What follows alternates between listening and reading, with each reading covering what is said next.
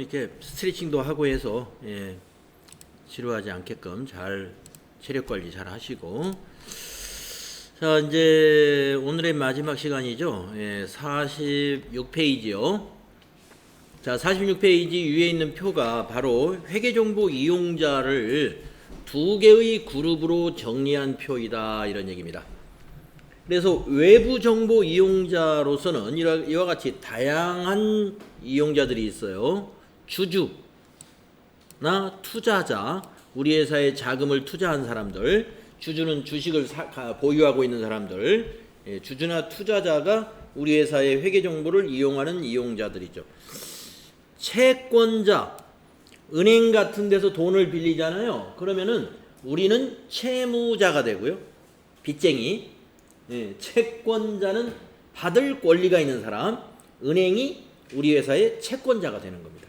우리는 채무자. 빌린 쪽은 채무자, 빌려준 쪽을 채권자라고. 그래서 채권자는 우리 회사의 회계 정보에 대해서 늘 궁금해하고 있어요. 이 회사가 지금 잘 나가고 있을까? 경영 성과는 어떤가? 이런 것에 관심을 갖게 됩니다. 자, 그 다음에 거래처. 거래처라는 것은 우리 회사의 상품을 사준다든가, 우리 회사도 다른 데서 공장에서 물건을 사와야 되잖아요, 상품을. 그러면 이제 그런 상품 거래를 하다 보면 거래처가 생기죠. 그런 거래처도 늘 관심을 가져요. 왜냐하면은 기업과 기업 간에는 전부 거래를 현금으로만 하는 것이 아니라 신용거래도 하거든요. 신용거래. 그러니까 외상을 주는 거예요, 외상. 그런데 이 회사한테 외상거래 해도 될까? 경영 성과가 좋아야 외상거래도 해줘요. 우리 회사가 잘 나가는 줄을 알아야 외상으로 주세요. 네, 알겠습니다 하고 외상을 주죠. 우리 회사가 어렵다고 알려지면은요, 거래처에서 외상을 안 주려고 그러는 거예요. 당연한 거겠죠.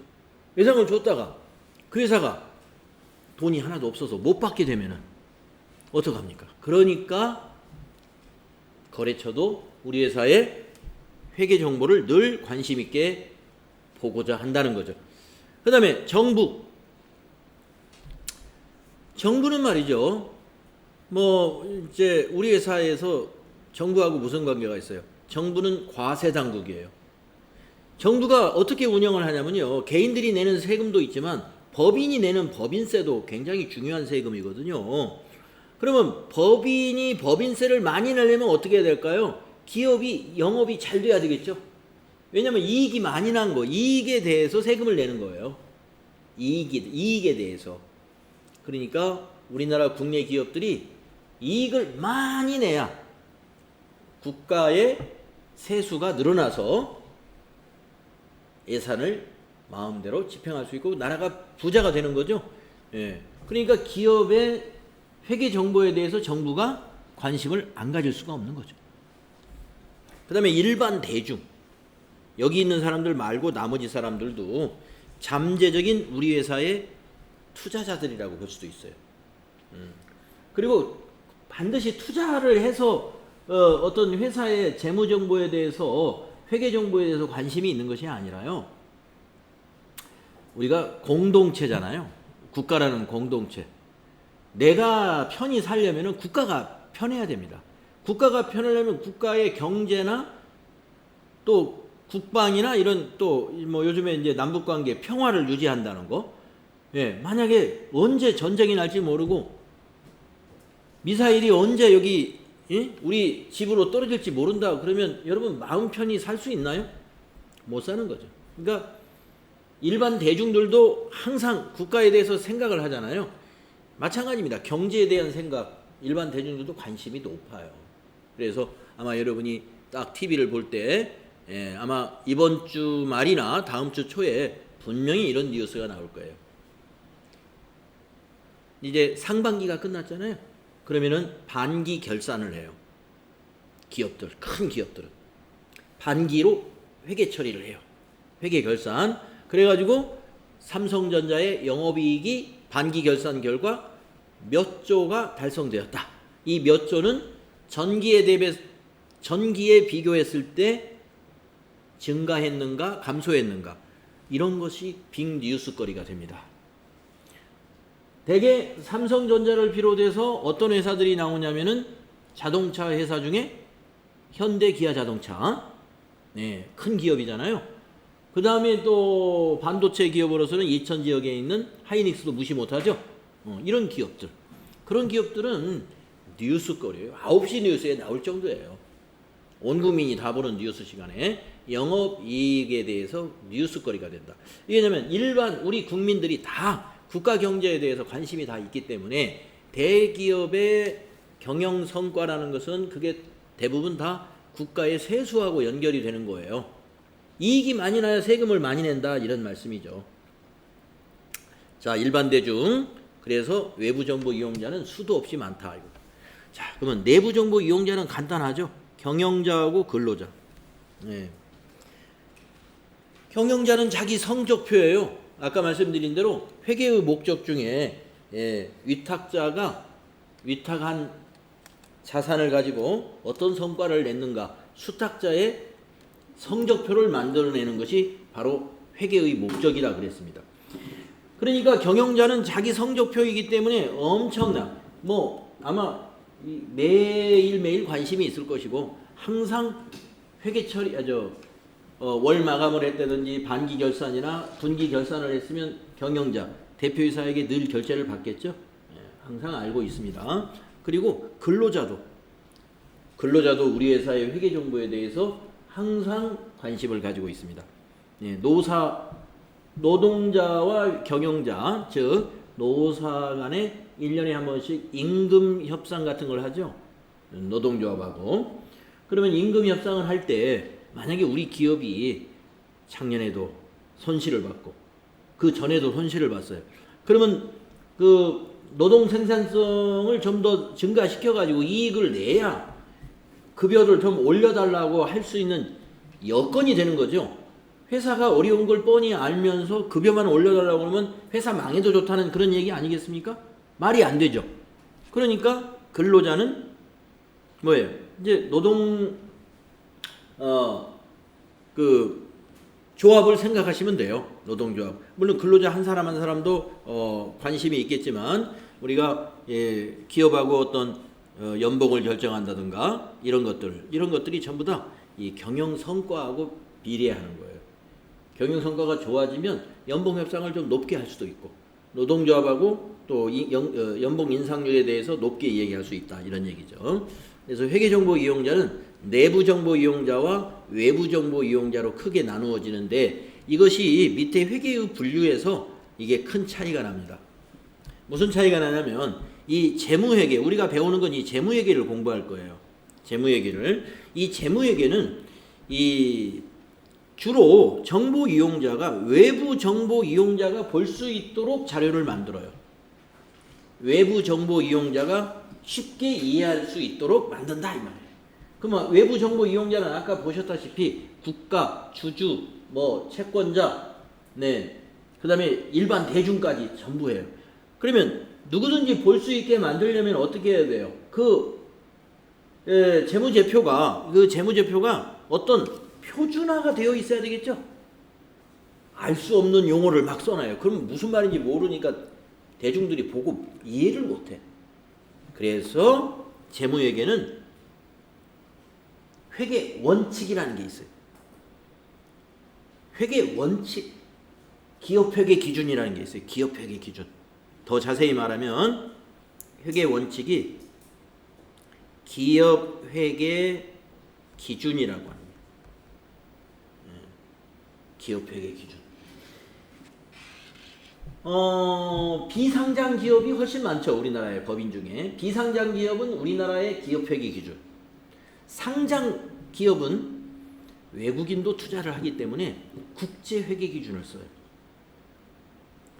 국제적으로 통용된 회계 기준이 우리 국내에만 적용하는 기업회계 기준하고 차이가 좀 있습니다. 그래서 삼성전자처럼 대기업들, 이렇게 주식시장에 상장되어 있는 이런 기업들은 국제회계 기준에 따라서 회계 처리를 하고 있고, 그 외에 비상장 기업들은 기업회계 기준에 따라서 회계 처리를 해요. 그렇기 때문에 왜 이런 기준이 있어야 되느냐? 아까 주로 정보 이용자가 외부 정보 이용자가 대부분이에요. 그렇다고 해서 경영자나 근로자는 전혀 안 보느냐? 그러진 않아요. 보긴 봅니다. 그러나 주 고객은 외부 정보 이용자들이에요. 외부 정보 이용자. 따라서 원칙에 따라서 회계 처리를 해야만이 이해가 쉽다. 기업회계 기준. 그래서 우리는 이 재무회계, 기업회계 기준을 공부한다고 생각하셔도 좋아요. 네. 자, 그러면 그 옆에 있는 원가 관리 회계, 이걸 관리 회계라고도 해요. 원가자 빼고 그냥 괄호 속에 있는 관리 회계라고도 하는데, 이 관리 회계는요, 특징이 원칙이 없습니다. 원칙 없어? 그러면 아주 쉽겠네. 원칙이 없는 게 더 어려운 거예요, 사실. 네.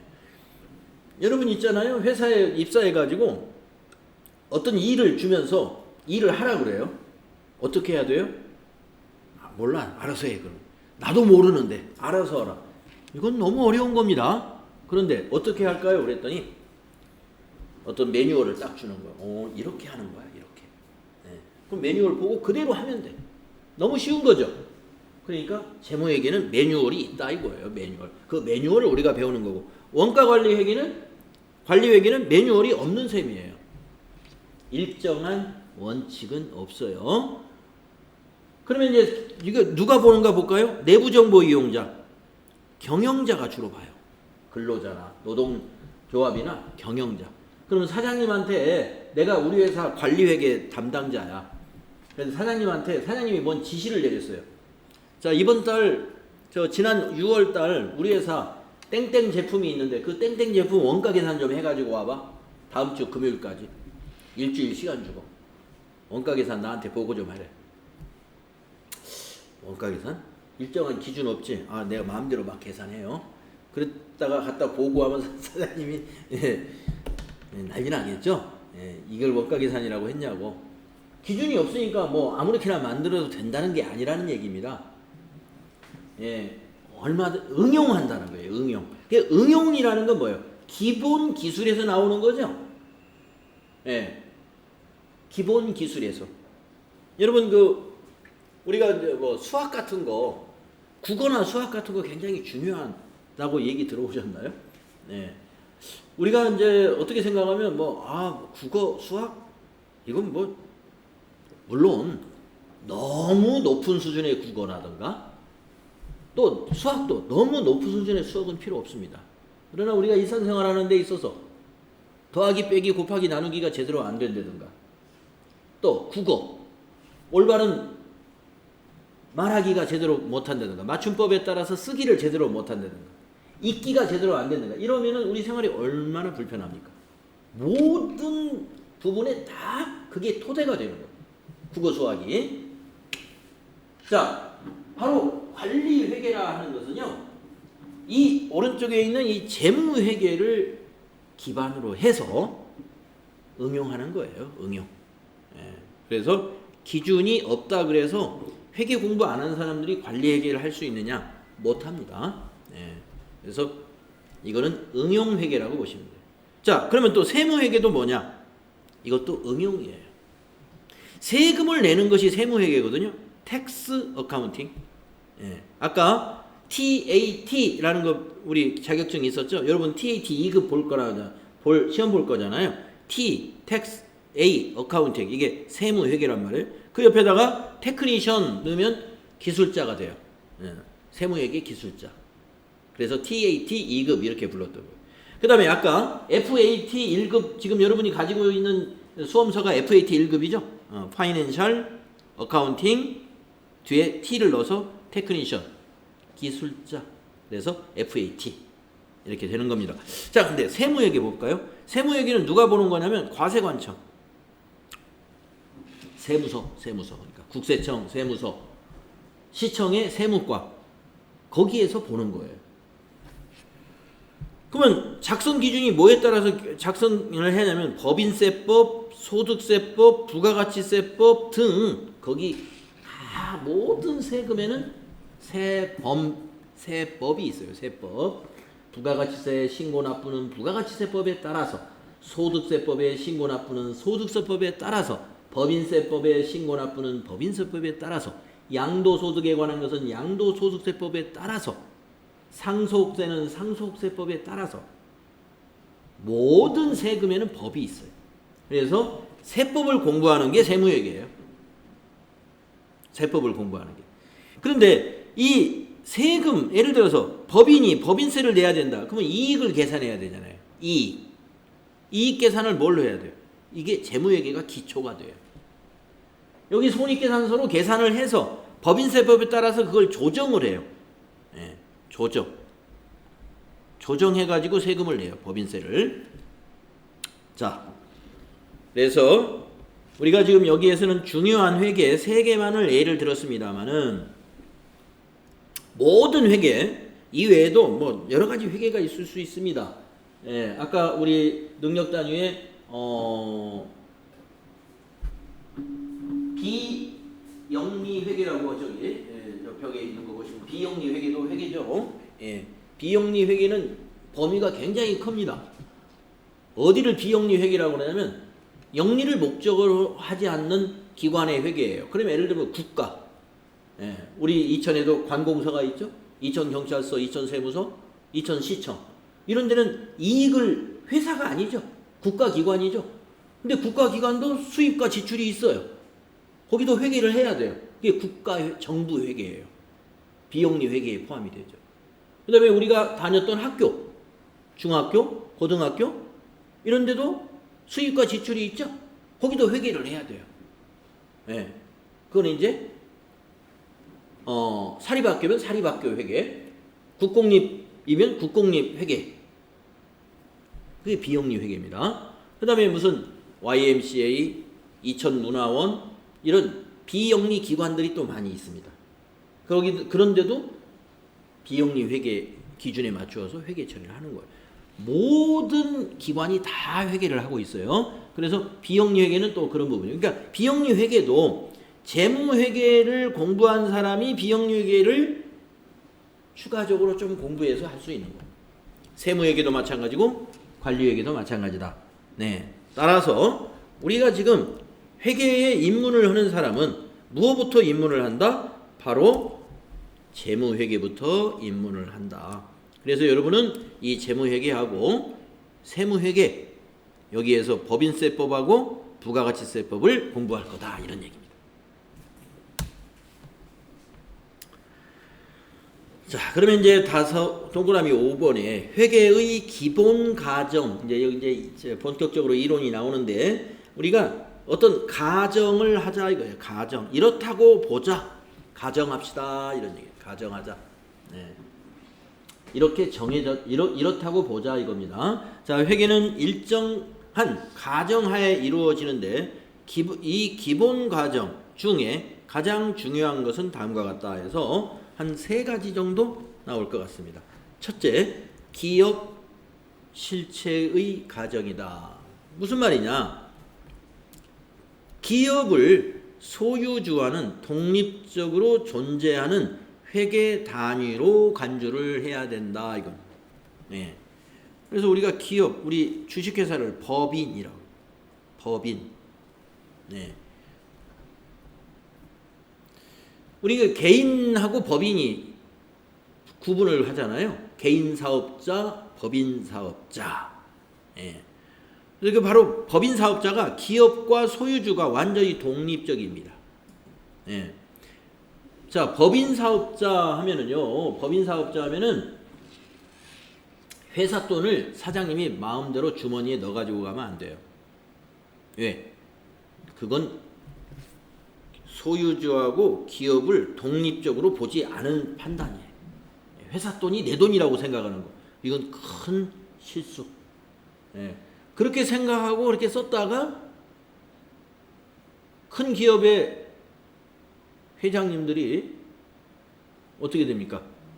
기업 돈을 자기 돈처럼 비자금이라고 그러죠. 그렇게 그냥 갖다 쓰려고 하니까 회계과에서 회장님 그렇게 하면 법으로 걸립니다. 그러니까 그래 그러면 내가 갖다 쓸 수 있는 방법이 뭐가 없을까? 해가지고 돈 세탁을 하죠. 예, 비자금. 이걸 어떻게 회장님한테 줄 수 있는 방법이 없을까? 골머리를 짜가지고 나쁜 불법을 이제 저지르는 거예요.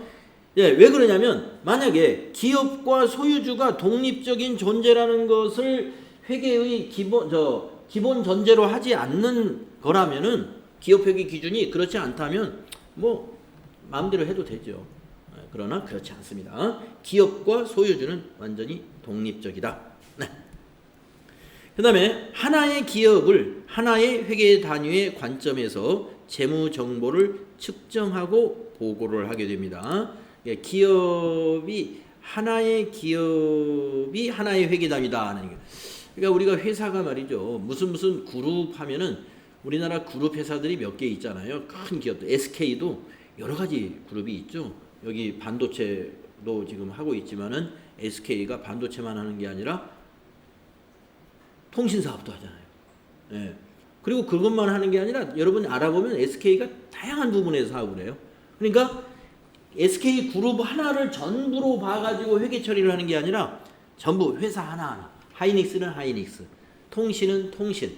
이렇게 하나의 기업을 하나의 회계 단위로 측정하고 보고한다는 것이 그다음에 소유주와 별도의 회계 단위로서 기업 실체를 인정하는 것이다. 아까 말씀드린 그런 얘기가 되겠습니다.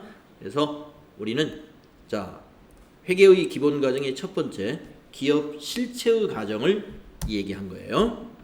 그 다음에 두 번째의 과정은 기업은 계속 존속된다는 과정입니다. 계속 기업의 과정.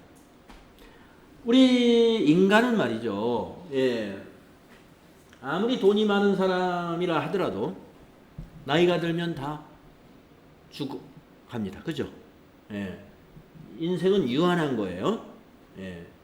그래서 뭐 여러분들도 잘 알겠지만 엄청난 재벌 회장님들도 어느 정도 나이가 되면 다 돌아가시고 그러죠. 그러나 기업은 어떻습니까? 그 기업은 지금까지 남아 있습니다. 지금 우리나라 뭐 예를 들어 삼성전자 하면 옛날에 이병철 회장님이 설립한 회사죠. 남아 있어요. 또 얼마 전에 뉴스 보면 LG그룹에 어느 분이 그 회장님이 아주 존경받는 분이라고 하면서 아마 여러분 뉴스 봤을 거예요. 지금 아직 기업은 남아 있죠. 자, 계속 기업의 가정은요. 기업주는 뭐 한도가 있겠지만 한정이 있겠지만 기업은 계속된다는 거예요.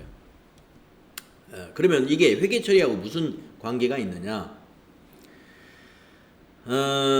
예를 들어서 이런 겁니다. 건물의 내용 연수를 20년 등으로 해서 감가상각을 하는 그런 개념은 계속 기업을 가정해서 우리가 회계 처리하는 하나의 예가 된다는 거예요.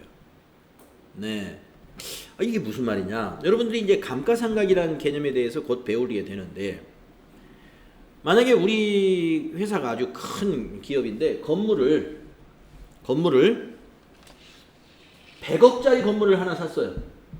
본사를 멋있게 하기 위해서 지었다고 해도 좋고 샀다고 해도 좋아요. 그러면 금년에 100억을 이거 건물값 치르느라고 100억을 써버렸네. 이번에 금년에 수입 받은 거 파는 게 80억이에요. 매출액이. 그런데 벌써 건물 사는데 100억을 써버렸네. 그러면 다른 비용 하나도 안 썼다 쳐더라도 마이너스 20억이 발생했어요. 그러면 우리 회사 경영 성과표가 마이너스로 나와버렸나? 마이너스로 20억. 그러면 그 정보 이용자들이 봤을 때 우리 회사 2019년 이 회사 망했구나 이렇게 볼 거 아니에요. 80억 벌어가지고 100억을 써버려가지고 20억이 났으니까. 그래서 이렇게 회계 처리 안 한다 이건. 왜냐? 건물을 비용이라고 보질 않아요. 자, 여기 내용연수라는 말이 나오죠. 20년이라는 것은 사실은 건물은 20년도 더 쓸 수 있어요. 예를 들은 거예요. 이건 어디까지나. 내용연수 20년이라는 것은요, 이 건물은 20년간 사용할 수 있다 이런 뜻입니다. 그럼 100억을 10년으로 나누면은 1년에 10억이요. 20년으로 나누면 1년에 5억이 되죠. 그러면 비용을 5억만 버는 거예요. 5억만. 왜? 20년으로 나눠서 비용 처리하는 게 맞다는 거죠. 이걸 1년 쓰고 버리는 물건이 아니기 때문에 건물이라는 것은 100억을 비용으로 채가지고 20억 손해봤다. 이거는 회계 처리가 잘못된 회계 처리다. 그래서 이렇게 고쳐요. 이게 아니다. 수입 80억 맞고 건물 이걸 감가상각비라고 바꿔가지고 건물 감가상각비 해가지고 5억 이렇게 적는 거예요. 자, 다른 비용이 없다 치면은 80억에서 비용 5억을 빼면 75억이 이익이에요. 자, 보세요. 이 건물 산 거를 전부 비용 처리한다면 돈이 나갔다고 해서 비용 처리한다면 20억이 마이너스가 나는 이런 기업인데 이렇게 감가상각 개념을 도입하니까 75억이 플러스가 났네요. 회사가 이익이 엄청난 회사로 바뀌죠. 예. 그러한 감가상각의 개념은 우리 기업은 20년간 회사 문 안 닫을 거야. 그러니까 20년간 비용을 나눠서 처리할게. 그런 얘기입니다. 계속 기업의 가정. 대개 기업은요, 망하지 않는 한 계속 존재합니다. 예. 뭐 어쩔 수 없이 안 돼서 망하면 어쩔 수 없지만 기업이 이익이 창출이 되면은 개인 기업이라 하더라도 할아버지가 만들어 놓은 회사를 아버지가 물러받고 아버지가 또 돌아가시면 아들이 물러받고 그 아들이 또 돌아가시면 또 손자가 물러받고 이렇게 대대로 개인 기업도 이어져요. 계속 기업의 가정. 그 다음에 기간별 보고의 가정입니다. 예. 자, 기업이 계속된다고 그러면 경영 성과를 무슨 결산을 안 하고 말이죠. 계속 기록만 해나가. 그러면 안 된다 이겁니다. 기업 실체의 존속기간을 일정한 기간 단위로 분할하여 재무제표를 작성해야 된다. 그래서 보통 1년을 넘기지 않아요. 보통이 아니라 우리 상법에서 1년에 한 번은 반드시 재무제표를 작성하도록 하고 있습니다. 1년에 한 번. 그런데 상장 기업들은 6개월에 한 번씩 결산을 합니다. 6개월에 한 번씩. 그래서 이제 7월 달에 우리나라 큰 기업들이 다 상장 기업이죠. 큰 기업들의 결산 결과가 발표되는데 주로 영업 성과인 영업이익률을 많이 발표할 거예요. 잘 들어보세요. 영업이익률. 왜 영업이익률이 중요한지는 여러분이 이 손익계산서를 보면 이해할 수가 있어요. 그래서 기업은 계속되지만 인위적으로 6개월 또는 1년 단위로 구분해서 재무제표를 작성한다는 것이 기간별 보고의 과정입니다. 자, 그러면 회계의 기본 과정 3가지 정리하면 기업 실체의 과정, 계속 기업의 과정, 기간별 보고의 과정이라는 게 있다 하는 것을 기억하시면 돼. 예, 기억하시면. 그래서 밑에 박스에 보시면요. 회계 연도 관련해서 우리가 1년에 한 번씩 반드시 결산을 해야 되기 때문에 1년으로 이렇게 딱 끊었을 때 1년으로 이렇게 끊으면 여기가 1년이 하나 있고 여기도 1년이 있고 여기도 1년이 있어요. 자, 그러면은 지금 현재 여기를 2019년도라고 보자 이거. 여기를 2019년도. 자, 2019년도를 당기라고 부릅니다. 당기. 예. 그러면 지난해 2018년도는 뭐라고 부르냐면 전기라고 부릅니다. 전기.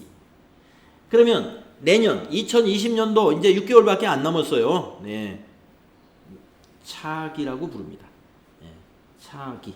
그래서 당기에는 이렇고 차기에는 이렇다. 이런 표현을 쓰는데 이걸 여러분이 이 용어를 이해하셔야 돼.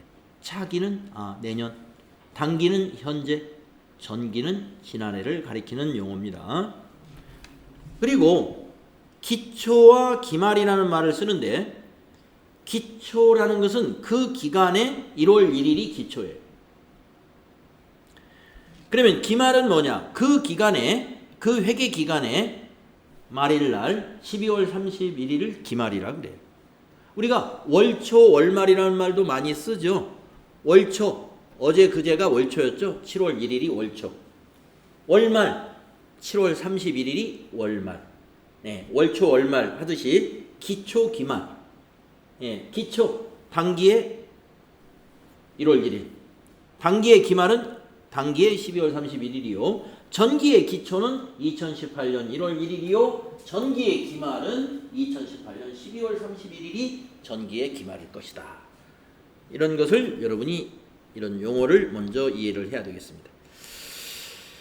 그 다음에 이제 어떤 용어가 있냐면 2월이라는 용어가 있어요. 2월. 아마 요즘에 우리 일상에서도 2월이라는 말 많이 쓰죠. 예, 여러분들 들어보셨죠? 2월이라는 말. 예, 2월 시킨다 하는 것은 차기로 넘긴다는 것입니다. 다음 보고기간으로 넘기는 것. 네.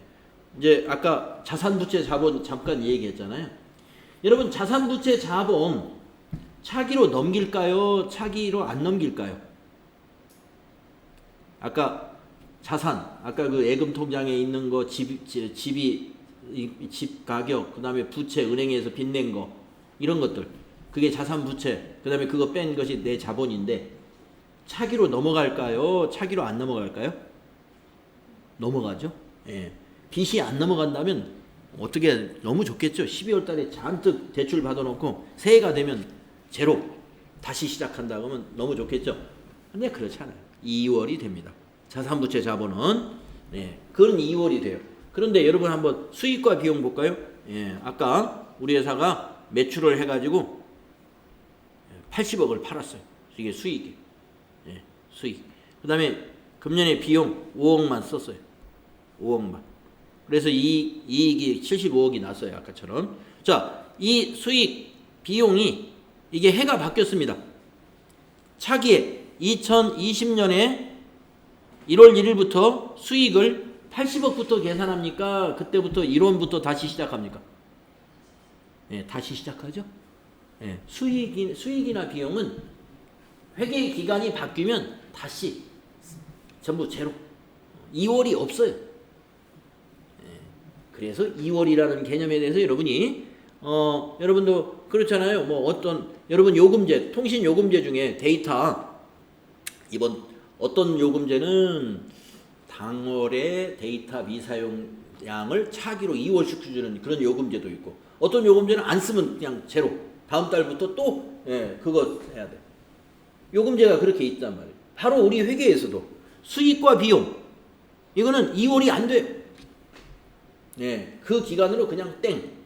그런데 조금 전에 자산부채 자본 이거는 계속 기업이 전속하는 한 계속 2월 됩니다. 예.